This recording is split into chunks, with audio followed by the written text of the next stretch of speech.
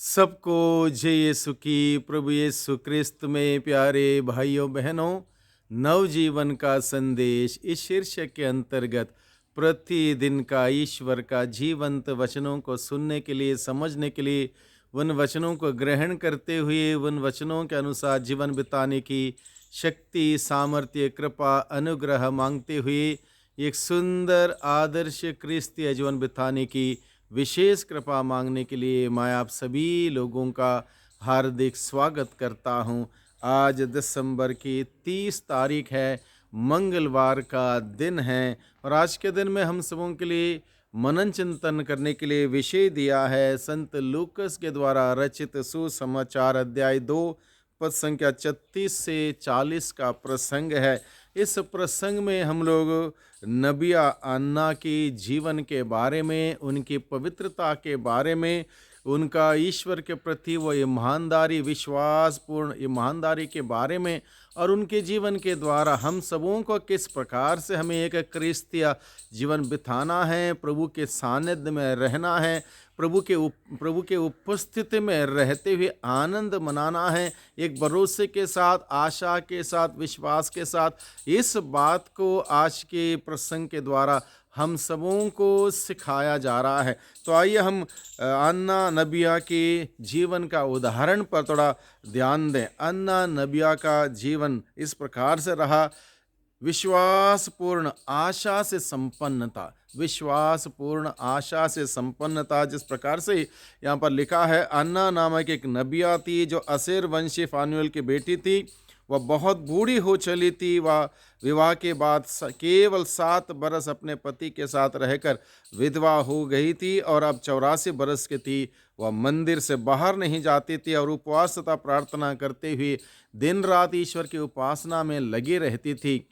अपने सांसारिक जीवन के असफलता के बावजूद उनका विश्वास ईश्वर पर कायम रहा, बरकरार रहा और वह उपवास तथा प्रार्थना करते हुए मंदिर में ईश्वर की आराधना में लगी रही, क्योंकि उसके अंदर एक आशा, एक उम्मीद, एक विश्वास जागा हुआ था कि ईश्वर अपनी मेहरबानी दिखाएगा, ईश्वर अपनी महिमा प्रकट करेगा। एक उम्मीद, विश्वास उसके अंदर था और उसी विश्वास के साथ उन्होंने जीवन बिताया। निराशा में नहीं बल्कि आशा में, निराशजनक परिस्थिति में आशा रख के उन्होंने विश्वास किया। ये हमें सीखने के लिए आज के दिन में दिया जा रहा है। हमारे जीवन में भी कई बार निराशजनक परिस्थिति आ सकती है, उसके बावजूद हम प्रभु पर भरोसा रखते हुए, उपवास प्रार्थना करते हुए प्रभु की आराधना में लगे रहें। निराशजनक परिस्थिति में आशा रखकर हम प्रभु के साथ जुड़े रहें। इसलिए उन्होंने उपवास, प्रार्थना तथा आराधना में अपना जीवन व्यतीत किया।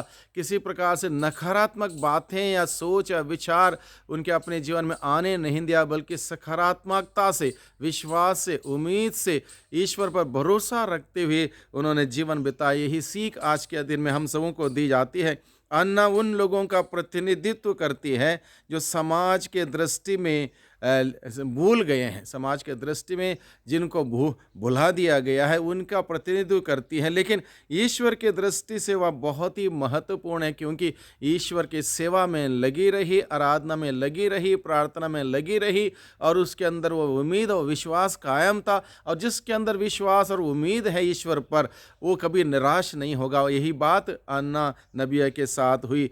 अन्ना हमें सिखाती है कि पवित्रता ईश्वर के प्रति विश्वास पूर्वक समर्पण से आती है। ईश्वर के प्रति विश्वासपूर्ण समर्पण से हम अपने पवित्रता में, पवित्र जीवन में आगे बढ़ते हैं। अन्ना ईश्वरीय उपस्थिति को अनुभव कर आनंद मनाती है। उनके जीवन के हर दिन, हर पल वो ईश्वर के मंदिर में थी, ईश्वर के उपस्थिति में रहकर ईश्वर की उपस्थिति को मनाती है, आनंद मनाती है। और इस प्रकार से उन्होंने अपने जीवन को अर्थपूर्ण बनाया। अपने त्याग तपस्या के जीवन और मंदिर में ईश्वर की आराधना करते हुए अपने जीवन को अर्थपूर्ण बनाया। किसी प्रकार से नकारात्मकता की ओर नहीं ले गई, बल्कि सकारात्मकता से, सही दृष्टिकोण रखते हुए, ईश्वर पर भरोसा रखते हुए, आशा उम्मीद रखते हुए उन्होंने अपना जीवन व्यतीत किया। इस प्रकार से अन्ना एक मिशनरी की काम करती है, एक मिशनरी की काम करती। क्या काम करती? जिस प्रकार से यहाँ पर लिखा है, वह उसी घड़ी आकर प्रभु की स्तुति करने और जो लोग यरूशलेम की मुक्ति के प्रतीक्षा में थे वह उन सबको उस बालक के विषय में बताने लगी। यानी कि उसका काम क्या था, प्रभु मुक्तिदाता प्रभु मसीह जो बालक बनकर, इंसान बनकर इस धरती पर आया, उस बालक के विषय में लोगों को बताना, सिखाना कि हम सबों पर ईश्वर कैसे मेहरबान हुआ है। इस बात का जिक्र करते हुए लोगों को यह शुभ संदेश देना अन्ना नबिया का काम था। इस प्रकार से एक महान मिशनरी के काम वो करती है, लोगों को खुशखबरी देती है, यीशु मुक्तिदाता बनकर धरती पर आया है, इस बात का संदेश देती है। और हम सबों को अन्ना नबिया एक प्रेरणा है कि हम सभी मिशनरी काम करें, प्रभु मसीह के बारे में लोगों को बताएं। मुक्तिदाता इस धरती पर समस्त मानव जाति के मुक्ति हेतु इस धरती पर आया, इस बात को हम सभी बताएं। हमारा भी काम है, हर बपतिस्मा ग्रहण करने वाले व्यक्ति का काम है मिशनरी का काम करना, प्रभु का संदेश को फैलाना, उसी को हम फैलाने का प्रयास करें। प्रभु की संहिता के अनुसार सब कुछ पूरा करने लेने के बाद वे गलीली अपने नगरी नाजरेत लौट गए। बालक बढ़ता गया, उसमें बल तथा बुद्धि का विकास होता गया और उस पर ईश्वर का अनुग्रह बना रहा। यानी कि यहाँ पर हमें सिखाया गया है प्रभु यीशु मसीह एक इंसान के रूप में बालक से शारीरिक, मानसिक, आध्यात्मिक विकास या मनोवैज्ञानिक विकास उनका होता रहा और उसके लिए वह गलीलिया के नाजरेत नामक नगर में लौट गए और वहाँ पर वो रहे। इस प्रकार से आज के सुसमाचार के द्वारा, अन्ना नबिया के द्वारा बहुत सारी बातें हमें सिखाई जा रही हैं, बताई जा रही हैं। इसको समझें, इसको ग्रहण करें, हम अपने जीवन में उसको उतारें और प्रभु के और नज़दीक आएँ, प्रभु के नज़दीक आके प्रभु का अनुभव करें। प्रभु हमारे बीच में है, इम्मानुएल बन के इस धरती पर आया, इस धरती पर इम्मानुएल बन के आए, उस ईश्वर को महसूस करें, उसके उपस्थिति में रहते हुए आनंद मनाइए। समय आनंद मनाने का है क्योंकि ईश्वर हमारे साथ हैं। अब हम सबों के साथ वो ईश्वर की उपस्थिति सदा ही बने रहे। सबको धन्यवाद, सबको जय यीशु की।